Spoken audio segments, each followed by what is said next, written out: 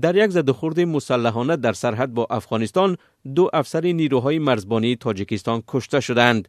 حادثه روز 24 دکبر در نزدیکی موضع قواق در ناحیه شمس‌الدین شاهین رخ داده است.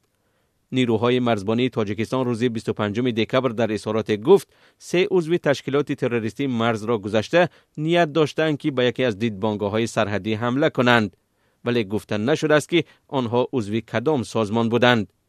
طبق همین اظهارات در حمله زیرهبان نوروزبکوف 33 ساله و اسمت الله قربانوف 28 ساله 2 افسر نیروهای مرزبانی کمیته دولتی امنیت ملی کشته شدند.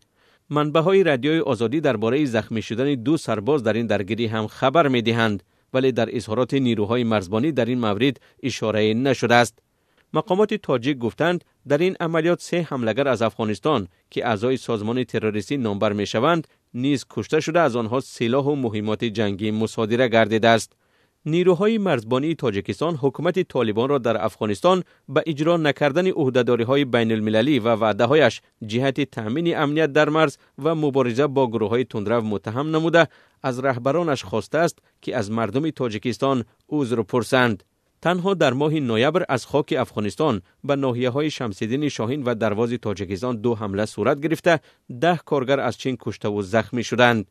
بعضی از این کارگران در محل زرشویی در شوراباد سابق کار می‌کردند و قسم دیگر در ناحیه درواز راه می‌ساختند. تاجیکستان این حادثه ها را حمله تروریستی نامید و محکوم کرد و چین هم خواهان تحقیق هر دو حادثه شد.